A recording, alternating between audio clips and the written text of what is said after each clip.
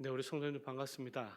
이제 세 번째인 것 같아서 저도 좀 굉장히 좀 자연스러운 것 같습니다. 좀 얼굴도 좀 익숙하신 분도 좀 보이시고, 오늘 제가 설교를 준비한 것은 여러분들도 이제 뉴스를 통해서 좀 아시겠지만 점차 한국교회가 쇠퇴하는 가운데서 가장 대표적인 증상이 목사가 되기를 원하는 젊은이들이 계속 현저하게 줄어가고 있습니다.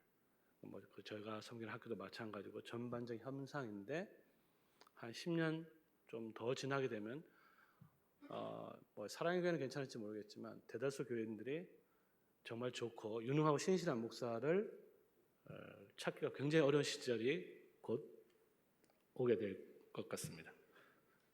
그리고 또 사랑의 교회 갱신위원회라고 보통 이야기하는데, 교회의 갱신은 기본적으로 말씀에 대한 이해와 또 그 결과로서 직분에 대한 이해인데, 그 직분에 대한 가장 중요한 이해가 목사에 대한 이해입니다. 그래서 오늘 그 두 가지를 염두에 두고 제가 말씀을 준비하고 이 말씀이 여러분들에게 은혜가 되기를 바랍니다. 오늘 본문 말씀 근거로 해서 목사라는 것이 무엇인가, 입과 손으로 섬기는 주님의 종이라는 제목으로 말씀을 드리고자 합니다.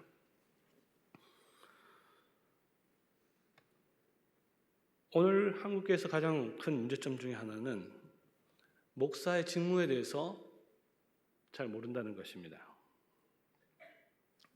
제가 생각하기에는 대부분의 성도들이 목사가 무엇을 하는 사람인지 잘 몰라도 신앙생활 하는데 전혀 지장이 없다고 생각하는 것 같습니다.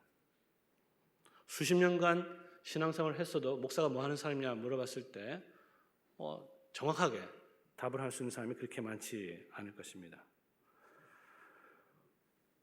심지어는 목사들한테 목사가 무엇인지 물어봐도 답을 못하는 경우가 많아요. 그냥 하는 거죠. 그냥 직분을 가서 하는 거지, 목사가 정말 성경에 따라서 무엇을 하는 사람이냐라고 했을 때 제대로 답을 하기가 어렵습니다. 심지어 성경이 말한 목사직을 제대로 수행하지 않으면서도 한 것처럼 생각하는 경우도 많습니다. 한국교회 이렇게 성도들이 목사의 직무에 대해서 무지한 가장 큰 이유는 너무나 간단합니다. 목사들이 안 가르쳤기 때문입니다. 그 이유는 목사들이 목사가 무엇인지를 가르칠 필요가 없다고 생각하기 때문입니다. 예를 들어서 목사는 이런 사람입니다. 목사는 이것을 해야 됩니다. 목사가 가르칠 필요가 있을까요? 성도들은 이렇게 해야 됩니다. 성도들은 이렇게 살아야 됩니다. 성도들은 이렇게 세상에 나가서 해야 됩니다. 이거는 열심히 가르쳤죠. 그런데 목사는 이런 사람입니다. 목사는 이것을 해야 된다.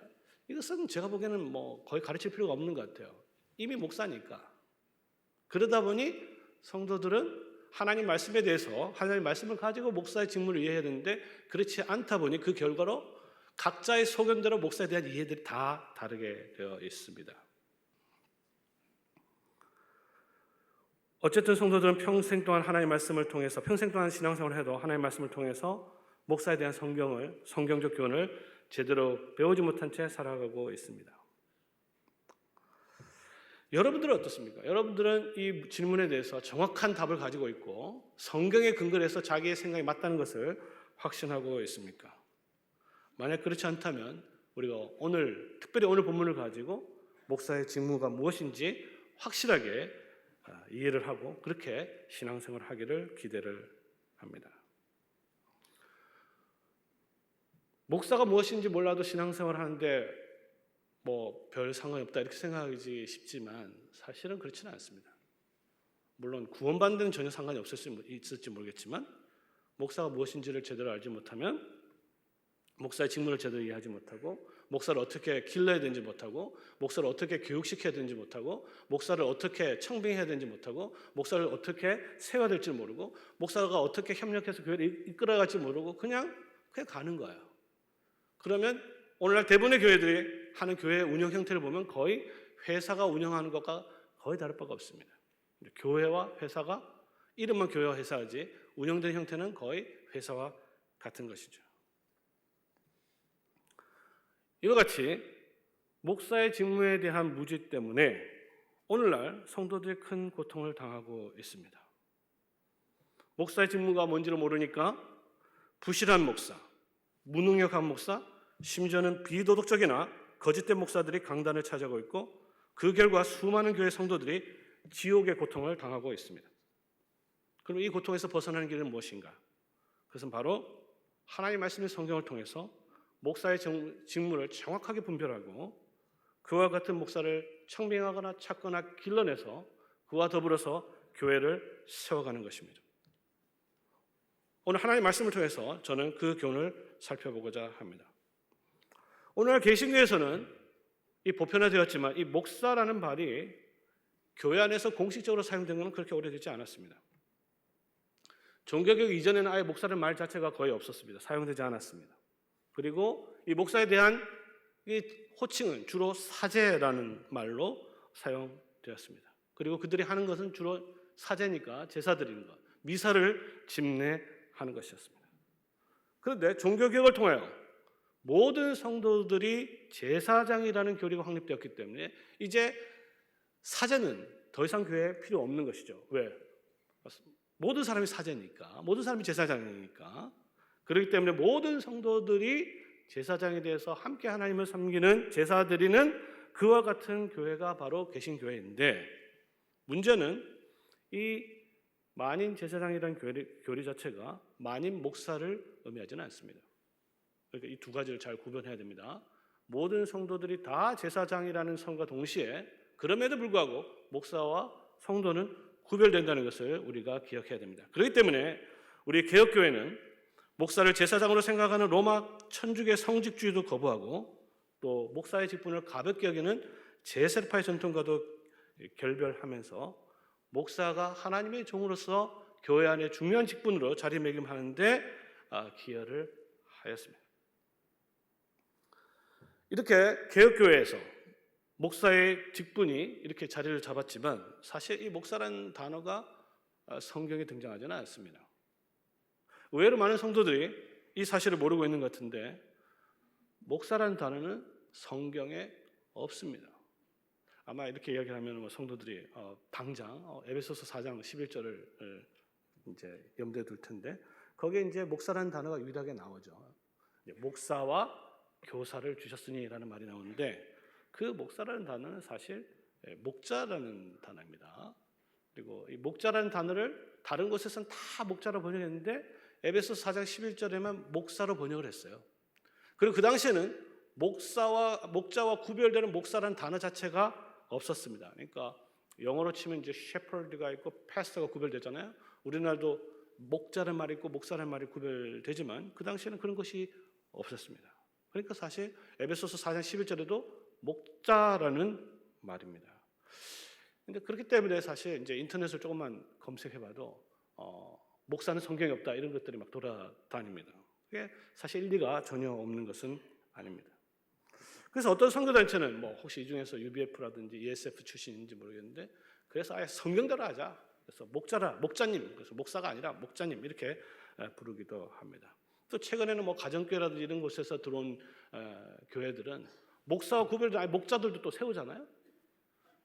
이와 같은 것들이 성경대로 하자라는 어떠한 의도 속에서 들어오지만 사실은 굉장히 비성경적인 그와 같은 직분을 교회 안에 들어오게 됩니다.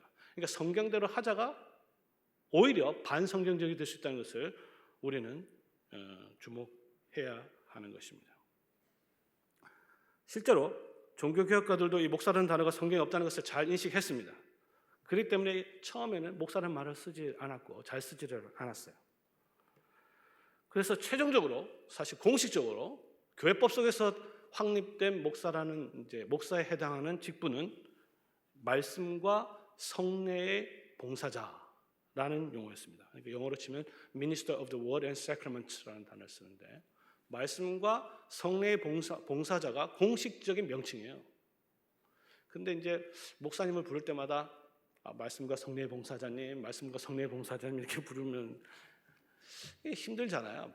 불편하잖아요. 그러면 이 말씀과 성례의 봉사자라는 것을 가장 쉽고 정확하고 성경적으로 이렇게 부를 수 있는 용어가 뭔가? 라고 했을 때 확정된 게 뭐냐면 목사라는 단어입니다. 그러니까 여러분들 아셔야 될 게 뭐냐면 만약에 목사라는 단어를 통해서 말씀과 성례의 봉사자라는 개념을 떠올리지 못하면 차라리 목사라는 말을 쓰지 않는 것이 좋습니다. 그래서 저는 요즘에 목사라는 말을 쓰지 말자는 말을 이제 좀 많이 이야기를 하는데, 그 이유는 뭐냐면 목사라는 단어 자체가 나쁜 것이 아니라 오히려 목사라는 그 용어 자체가 목사의 직무를 이해하는 데 방해가 되기 때문에요. 차라리 원래로 들어가서 말씀과 성령의 봉사자라는 말을 쓰자, 불편하더라도. 그래서 앞으로 우리 성도님들이 목사라는 단어를 들을 때, 또 사용할 때, 뭘 하는 사람이야? 그것은 바로 말씀과 성령에 수종드는 복음의 일꾼이다, 이렇게 보면 되겠습니다. 자, 그러면 그게 정말로 성경적이냐? 그렇죠? 성경에 따라 복음의 일꾼, 말씀의 종, 말씀의 수종자, 더 나아가서 말씀과 성령의 봉사자라는 말이 과연 목사라는 말이냐? 그게 오늘 본문이 저는 그것을 아주 가장 분명하게 보여준다고 생각을 합니다. 우리 성도님들이 엠마오로 가는 두 제자에 대해서는 설교를 굉장히 많이 들었을 거예요. 많이 들었다고 해서 그 의미를 제대로 아는 것은 아닙니다. 성경 읽을 때 성경 제대로 이해하지 못하는 가장 큰 이유는 뭐냐면 예수님이 초점을 맞추지 아니하고 제자들에게 초점을 맞추기 때문이에요. 그러니까 두 제자들 초점을 맞추면 이렇게 되죠. 근심에 쌓인 제자들이 예수님 만나서 문제 해결이 됐다, 이런 거 아니겠어요? 예수님을 만나면 모든 것이 만사형통한다, 예수님을 만나야만 된다, 이렇게 이야기를 하는데, 예수님 만나면 모든 근심이 사라지고 예수님을 만나면 모든 자기의 어떤 문제점도 해결되고, 문제는 이 제자들이 도대체 어떤 문제를 가졌냐라는 것이고, 예수님은 그 문제를 해결하기 위해서 어떤 식으로 그 문제를 풀어줬냐가 더 중요한 것이죠. 성경을 읽을 때 제자들이 아니라 예수님에게 주목하시기 바랍니다. 그러면 예수님이 누군지가 너무너무나 분명하게 보인다는 거예요. 오늘 본문에 따르면 예수님은 누구십니까? 그분은 바로 목자라는 것이죠. 목자라는 단어가 하나도 나오지 않지만 목자가 하는 일을 하는 것이죠. 목자가 하는 일이 뭐라고 했습니까? 말씀과 성령의 봉사자라고 했잖아요. 그 일을 예수님께서 하고 있는 것입니다. 실제로 이 목자가 하는 일을 가장 확실하게 보여주는, 너무너무나 분명히 보여주는 것은 사실 너무나 잘 아는 시편 23편이죠. 시편 23편에 보면 목자가 한 일을 세 가지로 요약하고 있습니다. 첫 번째는 뭡니까? 쉴만한 물가와 푸른 초장으로 인도하신다. 그렇죠? 이게 목자가 하는 첫 번째입니다. 목자가 하는 일은 양들을 먹이고 마시게 하는 겁니다. 이걸 우리 성도님들 머릿속에 기억하셔야 돼요. 목사가 하는 첫 번째 일은 먹이고 마시게 하는 것이다. 그런데 이제 오늘 많은 목사들이 이걸 갖다 잘 모르는 것 같아요. 거의 모릅니다, 제가 보기에는. 그래서 성도들을 막 이렇게 독려하고 또 열정을 불러일으키기 위해서 자신의 비전을 성취하고 자신의 이득을 채우는, 성도들 먹이보다는 성도들부터 취해서 젖을 먹어서 자기 어떤 것을 이루는 경우가 훨씬 많아지는 것을 보게 됩니다. 성도들이 거기에 대한 기준이 있어야 되는 거예요. 목사가 아니라 첫 번째는 양들을 먹이고 마시는 겁니다. 두 번째는 뭡니까? 의의 길로 인도하신다, 바른 길로 인도하신다. 세 번째는 주의 지팡이와 막대기가 나를 안위하신다. 세 가지입니다. 먹이고 마신다, 그 다음에 바른 길로 인도하신다, 세 번째는 지팡이와 막대기로 안위하신다. 이것이 이제 소위 말하는 말씀과 성례와 그 다음에 권징이라고 이야기를 합니다. 다스림이 있는 것이죠. 개혁교회에서 로마 카톨릭 교회와 구별할 때 이 말씀과 성례와 권징을 뭐라고 이야기했냐면 참교회의 지표, 표지라고 이야기를 했습니다. 이 세 가지가. 참교회, 거짓교회를 무엇으로 구별하는가? 그곳에 하나님의 신실한 말씀이, 순전한 말씀이 선포되는가? 그리고 그 말씀에 따라서 성례가 올바르게 집행되고 있는가? 그리고 그 말씀에 따라 치리가 온전하게 이루어지는가? 이것이 시편 23편에 그대로 보여주는 것이에요. 목자가 하는 것입니다. 그런데 처음 두 가지, 말씀과 성례는 목사만이 할 수 있는 것이고, 그 다음에 치리는 목사와 장로가 함께 모여서 협력해서 다스리는 것입니다. 그 세 가지가 제대로 이루어져야 그 교회를 참된 교회다, 이렇게 이야기할 수 있는 것입니다. 왜? 그곳에 목사가 있기 때문에, 목자가 있기 때문에 그렇습니다. 베드로전서 5장 4절 때 하면 예수님은 목자장, 또 목자의 머리가 되십니다. 부활하신 우리 주님은 목자장이 되셔서 자신의 양떼들을 불러 모으시기 위해서 이제 이 두 제자를, 엠마오로 간 두 제자를 목자로 세우시는 것입니다. 그러니까 이 엠마오로 간 두 제자는 이 성도들의 모델이라기보다는 어떻게 보면 목사들의 모델이라 이렇게 볼 수 있는 것입니다. 이 목자장으로 예수님은 목사를 어떻게 준비시키는가? 그것은 바로 길에서 말씀을 전하고 그 다음에 식탁에서 성찬을 시행하는 것이었습니다. 이 엠마오로 가는 이 모든 이야기를 맨 마지막 구절에서 정리하고 있습니다. 이 맨 마지막 구절을 이해하지 못하면 엠마오로 가는 이야기를 제대로 우리가 이해하지 못하는 거예요. 거기 보면 마지막 구절 결론이 이렇게 되어 있어요. 길에서 된 일과 떡을 떼심으로 예수께서 자기들에게 알려주신 것을 말하더라. 길에서 된 일 그리고 떡을 떼심으로 예수님께서 예수님의 부활을 증거하셨다는 것입니다. 우리 주님은 목자가 하는 것처럼 제자들을 길에서 바른 길, 즉 복음의 길을 가르치셨고 그 다음에 집에서 제자들에게 생명의 양식을 먹이셨습니다. 이 두 제자가 예수님을 따라다닌 이유가 무엇인가? 그들은 예수님을 이렇게 생각했습니다. 말씀과 일에 능한 선지자로 확신했습니다. 19절에 보면 그렇죠. 그리고 21절에 보면 이스라엘을 속량할 자, 이스라엘의 구속자라고 믿고 열심히 따라다녔어요. 근데 문제는 뭡니까? 큰 선지자요. 그 다음에 이스라엘을 구속할 자라고 믿었던 이 사람이 십자가에 매달려 처형돼서 돌아가셨다는 것입니다. 그것도 대제사장들과 관원과 서기관들과 함께 모여서 재판을 통하여서 그와 같이 처형을 당했다는 것입니다. 이제 이것은 무엇을 의미하냐면 그 당시 오늘날로 말하자면 총회가 모여가지고 그죠? 총회가 모여가지고 예수님은 이단이다 결정해버린 거예요. 그러니까 제자들은 예수님이 열심히 따라다녔는데 자기보다 훨씬 더 권위가 높은 총회가 쉽게 말하면 신학 교수가 목사들이 모여가지고 그죠? 이단이로 결정해버렸으니까 이게 도대체 뭐냐 이렇게 되는 겁니다. 그것도 십자가에 매달아 돌아버린 거예요. 우리 신명기에서 우리가 알겠지만 십자가에 매달았다는 것은 저주받을 자라고 규정해놓고 돌아간 거 죽인 거 아니겠습니까? 그렇죠? 이와 같은 종교 지도자들의 권위로서 예수님을 이단으로 규정했는데 이와 같은 것들이 제자들의 신앙을 흔들어버린 겁니다. 그리고 그 말이 맞잖아요. 그렇죠? 정말로 이스라엘의 구속자, 우리 이스라엘을 구속할 자라고 생각을 했는데 죽어버린 거예요. 그러면 그 이스라엘의 구속이 어떻게 되겠습니까? 그 구속자라는 것을 어떻게 받아들일 수 있겠어요? 그렇죠? 그런데 부활의 아침 그들은 여인들로부터 예수님께서 부활하셨다는 소식을 들었습니다. 여인들이 와서 예수님이 부활했다, 내가 봤다 이렇게 얘기했는데 오늘 본문에 보니까 그 부활의 소식, 부활의 전도가 이 제자들한테 아무런 도움이 안 됐어요. 아무런 소망을 주지 못했습니다. 그렇죠? 오히려 그들을 크게 놀라겠다. 22절에 보니까 그렇게 이야기를 했어요. 만약에 예수님께서 부활하셨다. 그리고 뭐라 그랬습니까? 내가 너희보다 갈릴리로 갈 테니까 먼저 갈 테니까 거기로 가라 그랬잖아요. 그러면 최소한 뭐 갈릴리로 가든 흉내라도 내야 되지 않겠습니까?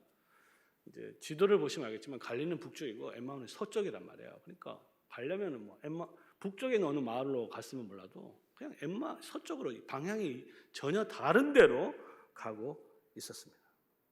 그러니까 부활에 대한 소식이 이 두 제자에게는 거의 아무런 소용이 없었던 것이죠. 그리고 그들은 길에서 열심히 논쟁을 벌였습니다. 14절, 15절, 17절 계속 강조했는데 이야기했다라는 말이 열심히 논쟁을 했다라는 것이에요. 논쟁의 내용은 대충 이런 거였을 것입니다. 야, 예수님이 부활하셨는데 너 어떻게 생각하냐? 부활했다면 왜 우리한테 먼저 왔을 텐데 우리한테는 안 오지? 뭐 이렇게 이야기를 했겠죠. 예수님께서 부활하셨다고 하더라도 그게 무슨 상관이냐? 어차피 또 잡혀가서 또 죽을 텐데, 그렇죠? 이런 식으로 이야기됐을 겁니다. 예수님의 부활이 이 제자들한테 전혀 영향을 주지 못한 것이에요. 이와 같이 서로 심각하게 논쟁을 버리고 있었습니다. 더 문제는 그들의 영적인 상황이 얼마나 어두운지 부활하신 예수님을 직접 보고도 예수님을 알아보지 못했습니다. 3년 동안 열심히 따라다녔지만 예수님을 보고도 알지를 못하는 것이죠. 이것은 사실 우리가 부활에 대한 신앙, 예수님의 부활을 이해하는데 굉장히 중요합니다. 우리 성도님들 생각하기에 어떻습니까? 예수님의 부활을 불신자들에게 증명하는 가장 효과적인 방법은 뭘까요? 아마 이렇게 생각할 사람이 있을 것입니다. 가장 효과적인 방법은 부활하신 예수님이 와서 보여주는 게 제일 낫지 않느냐, 그렇죠? 이 중에서도 예수님의 부활을 좀 확신하지 못하는 분도 계실 텐데 어떻습니까? 예수님께서 이 자리에 오면 여러분들이 부활에 대한 신앙이 생길까요? 전혀 그렇지 않습니다. 이들은 예수님의 부활을 직접 보고도 믿지 못했다는 것을 아주 분명하게 보여주는 것이죠. 사실 예수님께서 이미 그렇게 말씀하셨습니다. 부자와 나사로 비유해서, 그죠? 뭐라고 이야기했어요? 부자 나사로 비유의 최종 결론입니다. 결론은 뭐냐면 모세와 선지자에게 듣지 아니하면 뭐요? 죽은 자가 살아나서 권하더라도 회개하지 않는다 그랬습니다. 여기서 죽은 사람이 살아났어요. 여기서 말해서 죽은 사람이 살아난 건 누굽니까? 예수님이 죽었다 살아났잖아요. 죽은 사람이 살아서 보여준다 하더라도 권한을 받지 않는 겁니다. 그러면 무엇을 통해서 부활을 확신할 수 있냐? 그것은 뭐예요? 모세와 선지자라는 것입니다. 모세와 선지자를 통하여 듣지 아니하면 죽은 자가 살아나서 심지어 예수님이 살아나서 이야기하더라도 그 사람은 권한을 받지 않는다는 것입니다. 그래서 예수님께서 이렇게 하셨습니다. 그리고 나서 그들의 더디 믿음과 그들의 미련함을 책망하시면서 했던 건 뭐냐면 모세 및 모든 선지자들로 글로 시작하여 모든 성경에 쓴 바 자기에 관한 것을 자세히 설명하더라. 27절에 그렇게 되어 있습니다. 예수님께서 무엇을 하셨느냐? 모세와 선지자, 즉 구약을 가지고 구약 성경을 가지고 자기에 관한 것을 자세히 설명한 것입니다. 그런데 이것은요, 예수님께서 이미 살아계실 때도 그렇게 한 거예요. 살아계셨을 때도 모세와 선지자를 통해서 계속 권면하셨습니다. 내가 죽을 것이다. 다시 살아날 것이다. 계속 이야기를 했어요. 그런데 부활하고 나서 안 믿습니다. 나타나도 안 믿어요. 나타나서 보여도 안 믿는 그들에게 그럼 답은 뭘까요? 답은 하나인 것이죠. 뭡니까? 모세와 선지자를 통해 믿을 때까지 하나님의 말씀을 가르치는 것입니다. 여러분들도 마찬가지예요. 여러분들에게서도 이 중에서도 신앙이 흔들리는 분들 계실 텐데 내가 어떻게 예수님을 믿을 수 있을 것인가? 부활하신 예수님을 어떻게 믿을 것인가? 보여주면 믿겠다. 보여줘도 못 믿습니다. 여러분들 예수님께서 이 자리에 온다 하더라도요. 그냥 어디 외국인이 어디 왔나 보다 이렇게 생각하지. 야, 저 예수님, 여러분 예수님 한번 본 적 있으세요? 없잖아요. 본다 하더라도 그럼 예수님하고 뭐 하겠어요, 예수님? 예수님 계속 같이 옆에 있느냐? 그것도 아니잖아요. 사실 예수님이 엠마오로 가는 이 두 제자들 예수님을 딱 봤을 때 또 사라져 버렸단 말이에요. 계속 같이 있지도 않았습니다.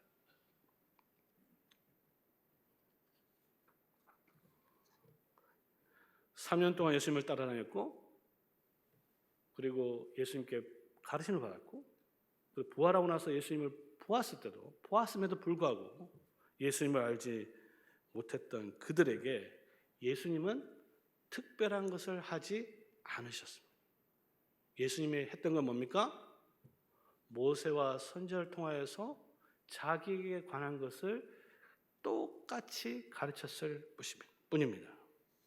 즉 모든 성경을 통하여 이 메시아의 죽으심과 부활을 증명하셨습니다. 이것은 오늘날 목사들에게 굉장히 중요한 교훈을 줍니다. 목사들은 말씀을 열심히 전하는데 말씀을 열심히 전하다가 뭐가 안 되거나 부응을 하지 않거나 이렇게 잘 안 되잖아요. 그럼 자꾸 딴 걸 하려고 합니다. 그게 더 효과가 있다고 생각하는 것이고 심지어 많은 사람들이 그렇게 생각을 해요. 예를 들어서 병이 예를 들어서 난다든지 방언의 은사가 있다든지 아니면 예언이 있다든지 무슨 기적이 있다든지 심지어 죽은 사람이 살아난다든지 이것이 훨씬 더 효과가 있다고 생각하는 것이죠. 심지어 예수님도 부활한 이후에는 그와 같은 방법을 사용하지 않으셨습니다. 예수님께서 한 것은 바로 길에서 자기에게 관한 것을 죽으심과 부활에서 성경을 가지고 설명하신 것입니다. 바로 이것이 오늘 목사들이 예배 시간에 강단에서 해야 될 목사의 직무인 것입니다. 설교는 도덕적 교훈을 주는 것도 아니고 신앙적 열심을 고취시키는 것도 아니고 감동을 주는 것도 아닙니다. 그렇게 돼버리면 이 엠마로 가는 이야기는 그냥 하나님 말씀, 살아있는 말씀이 아니고 그냥 간증문이 돼버리고 감동적 스토리밖에 안 되는 겁니다. 하나님 말씀은 하나님의 말씀이 되어야 되는데 그것은 오직 예수 그리스도를 증거할 때만 하나님의 말씀이 되는 것입니다. 자, 이제 길에서 성경을 풀어서 이스라엘의 구속자이신 그리스도께서 죽어야 될 뿐만 아니라 사야 될 것을 성경을 통해서 명확하게 설명을 해 주시니까 그들의 마음이 뜨거워졌습니다. 그래도 아직은 예수님을 못 알아봤어요. 그토록 많은 토론을 했는데 바로 예수님은 그것을 지적한 겁니다. 야, 어떻게 우리가 이스라엘의 구속자가 큰 선자가 죽을 수 있느냐라고 했을 때 예수님은 이 바보들아, 이 미련한 것들아, 성경이 뭐라고 있냐? 성경에 따르면 뭐 총회가 어떻게 결정하든 뭐 지도자가 어떻게 결정하든 성경이 뭐라고 얘기하냐? 성경에 따르면 그 메시아가 오실 메시아가 죽고 영광에 들어가야 될 것이 아니냐라고 가르치신 것입니다. 그러니까 그 예수님의 설교를 듣기 전에는 예수님의 죽으심이 이스라엘 구속자로 바라보는 것에 대해서 장애가 됐는데 예수님의 설명을 듣고 나니까 아, 그렇구나. 예수님이 메시아가 죽으셔야 됐고 다시 살아나셔야 됐고 영광에 들어가야 하는 것을 확신하게 된 것입니다. 이제 그들은 예수님으로부터 더 많은 말씀을 듣기를 원했는데 사실은 이제 더 이상 들을 필요가 없죠. 왜? 예수님께서 다 가르쳤으니까. 그래도 그들은 끝까지 강권해서 같이 식사를 하고자 했습니다. 아마 이제 10km 정도 걸었기 때문에 굉장히 배가 고팠을 거예요. 예수님과 함께 음식을 먹기 시작했는데 재밌는 건 뭐냐면 여기서 전환이 이루어집니다. 그들이 예수님을 초청했는데 그 장면을 보면요, 예수님이 주인이 돼 있어요. 그렇죠? 예수님이 다 합니다. 제자들이 예수님께 뭐 먹이고 대접하고 식사 대접을 하는 것이 아니고 예수님께서 제자들을 먹이시는 것을 보게 됩니다. 거기 보면 이렇게 되어 있죠. 예수님이 떡을 취하사 축사하시고 떼어서 주셨다. 이것이 이제 성찬의 4가지 행동이라 보통 이야기하는데 예수께서 떡을 취하시고 그 다음에 축사하시고 떼어서 주셨다. 굉장히 중요한 거죠. 다시 한번 얘기하지만 취하시고 축사하시고 떼어서 주셨다는 것입니다. 이 중에서 제일 중요한 건 뭘까요? 네? 맨 마지막 구절을 다시 기억하면 답을 알 수 있겠죠? 예수님의 그 부활과 부활하신 뭘로 증거하셨냐면 길에서 된 일과 떡을 떼심으로 증거하셨다고 되어 있습니다. 떡을 떼심. 이 4가지 행동은요, 사실은 예수님께서 이미 성찬을 제정하실 때 그렇게 하셨습니다. 바로 앞에 22장 19절에 보면 예수님께서 떡을 가지시고 살해하시고 떼어서 주셨다. 그대로 반복하고 있죠. 근데 이것이 한 번 더 이미 반복된 적이 있습니다. 그건 언제냐면 예수님께서 오병이어의 기적을 일으키실 때 그렇게 하셨어요. 누가복음 9장 16절에 보면 떡 5개와 물고기 2마리를 가지사 그 다음에 축사하시고 하늘을 우러보시고 제자들에게 떼어 주셨다 그랬습니다. 이 모든 행위들이 예수님께서 진정한 목자라는 것을 확실하게 보여주는 것이죠. 그 중에서 떡을 떼는 거야말로 이 모든 성찬의 가장 핵심적인 것을 보여줍니다. 왜냐하면 이 떡을 떼는 거예요. 떡과 땜. 떡을 떼는 거야말로 예수 그리스도의 죽음과 부활이 무엇을 의미하는지를 확실하게 보여주기 때문인 것이죠. 떡이 뭐예요? 떡. 떡은 양식입니다. 영적인 양식이에요. 근데 그걸 그 주지 왜 떼어줘요? 떼어준다는 것은 예수 그리스도의 몸이 어떻게 십자가에서 돌아가셨는지를 분명하게 보여주는 것이죠. 예수님께서 십자가에서 어떻게 돌아가셨습니까? 머리는 어떻게 됐어요? 머리는 가시관에 찔렸습니다. 얼굴은 어떻게 됐습니까? 로마 군병들이 뺨을 쳐서 얻어 터졌습니다. 뭐 군병들이 때릴 때 그냥 이렇게 때렸겠어요? 등은 어떻게 됐습니까? 채찍에 뜯겨서 나갔습니다. 옆구리는 어떻게 됐어요? 상에 찔렸습니다. 손과 발은 어떻게 됐어요? 못에 박혔습니다. 이 모든 것은 예수님의 몸이 살아있는 몸이 십자가에서 철저하게 찢어서 돌아가셨다는 것을 의미하는 겁니다. 그러니까 예수님의 죽음은 이중적 의미가 있는데, 그것은 뭐냐면 철저하게 찢어 돌아가심으로 그 죽음이 우리를 위한, 모든 택한 백성들을 위한 죄사함을 위한 희생 제물이 되셨다는 것과 동시에 그 죽음이 우리에게는 오늘날 우리를 살리는 영원한 영생의 양식이 되었다, 참된 음료가 되었다는, 양식과 음료가 되었다는 것을 보여주시는 것입니다. 그래서 성찬식 때 가장 중요한 순서가 떡을 떼는 거예요. 근데 우리 한국에는 이와 같이 복음에 대한 이해가 너무 이렇게 잘 모르기 때문에 보통 보면 이제 권사님들이 이렇게 예쁘게 이제 썰어 놓잖아요, 이렇게. 그죠? 이거 좀 앞으로 좀 바꿀 필요가 있습니다. 예수님께서 무슨 토막 살해된 건 아니잖아요. 어떻게 복음을 분명하게 보여줄 필요가 있습니다. 그래서 제가 한번 보여줄게요. 떡이 있는데 빵이 있죠. 성찬식 때 가장 중요한 순서가 바로였습니다. 예수님께서 십자가에서 이와 같이 자신의 살을 찢어 주셨습니다. 이게 복음이에요. 이게 바로 목사가 무엇인지를 가시적으로 확실하게 보여주는 겁니다. 이것을 하지 않는 자들, 목사의 직무를 하지 않는 거예요. 그런데 오늘날 성도들이 이것을 너무나 못 보고 이해를 하지 못하기 때문에 목사가 뭐 하는 사람인지 모르는 겁니다. 길에서 입으로 부활을, 의미를 가르치신 주님은 이제 식탁에서 손으로 부활을 경험하게 합니다.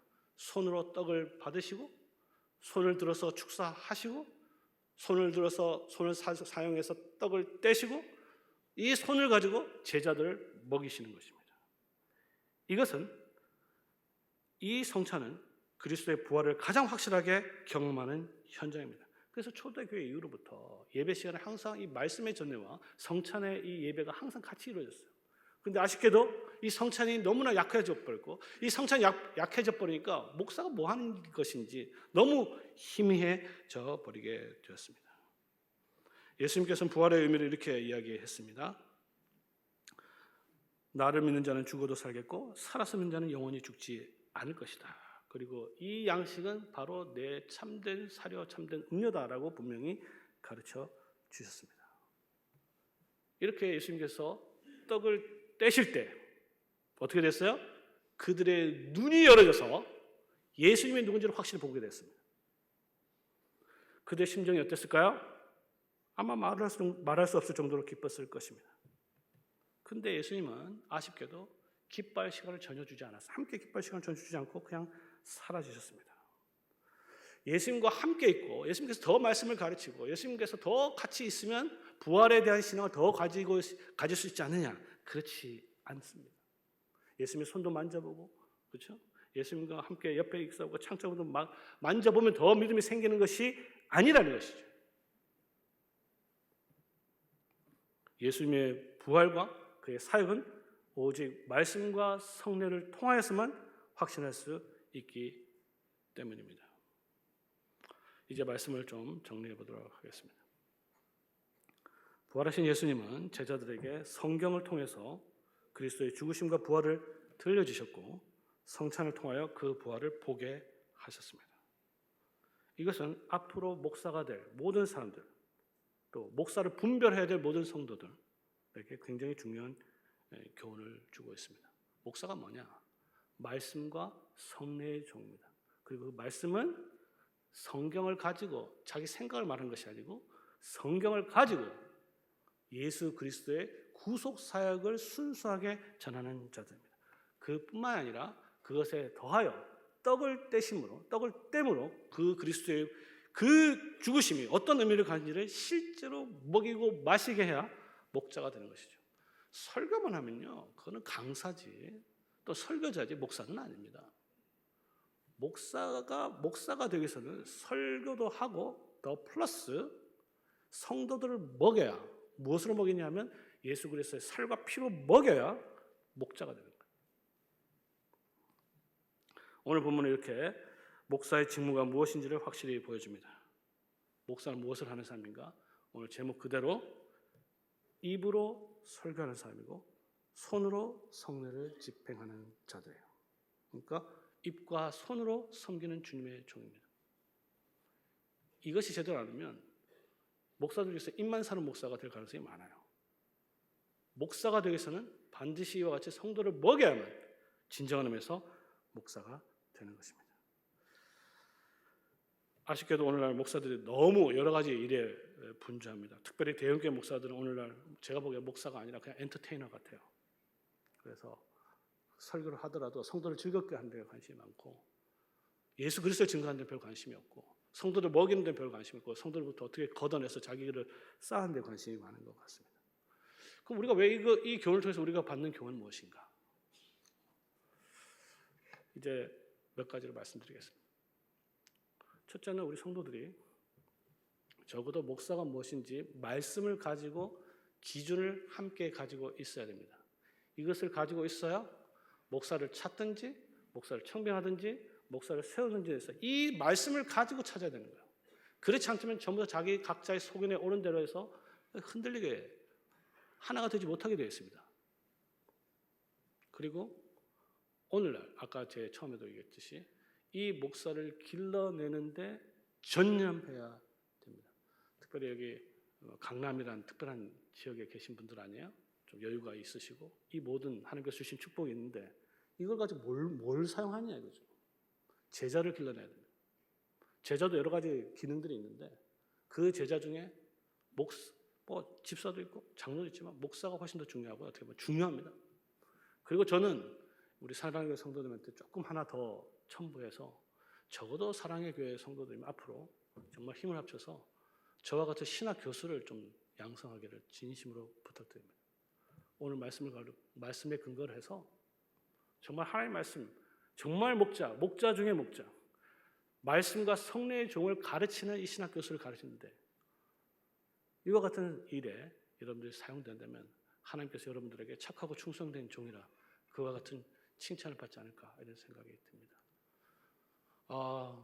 여기 계신 분들, 특별히 청년들, 앞으로 하나님께서 이와 같은 이 중요한 직무를 여러분들 초청하신 분 있으면 또 신학교를 와서 하나님 말씀의 봉사자가 되기를 원하고, 오늘 본문을 통해서 우리가 알아야 될 것은 뭐냐면 이 본문은요 언제 일어난 일입니까? 부활은 바로 그날에 일어난 일이에요. 예수님께서 부활했을 때 뭐 했느냐? 하루 종일 뭐 했냐? 하루 종일 두 가지 일했습니다. 두 가지. 그렇죠? 주일날 우리가 뭐 해야 될까 이렇게 생각하지 마시고 주일날 주님께서 뭐 하신 거 한번 생각해 보세요. 뭘 하시겠습니까 지금? 그것은 예배 시간에 당신의 세운 목사를 통해서 목자적이신 목사님이 목사를 세워서 그들에게 말씀을 들려주시고, 아쉽게도 성찬이 없지만 성찬을 통해서 백성들을 먹이는 그 일을 하게 되는 것입니다. 참고로 저는 이제 12년 전에 조그만 교회를 개척을 했는데 그때 세울 때부터 계속 예배 시간에 말씀과 성례를 중심으로 해서 매주 그렇게 주의 말씀에 따라 하고 있습니다. 교회의 갱신은 예배의 갱신이고 이 예배의 갱신은 직분을 통해서 직분자의 갱신을 통해서 이루어진다는 것을 기억하시면 좋겠습니다. 이 말씀에 따라 순종할 때 하나님께서 이 교회를 주님 모실 때까지 귀하게 쓰시고 이와 같은 축복을 마음껏 누리는 우리 성도들 되시기를 주님의 이름으로 축복합니다. 아멘. 기도하겠습니다. 하늘에 계신 아버지, 오늘 우리에게 말씀을 주시니 감사합니다. 이제 이 말씀을 살아계신 하나님의 말씀으로 받게 하옵소서.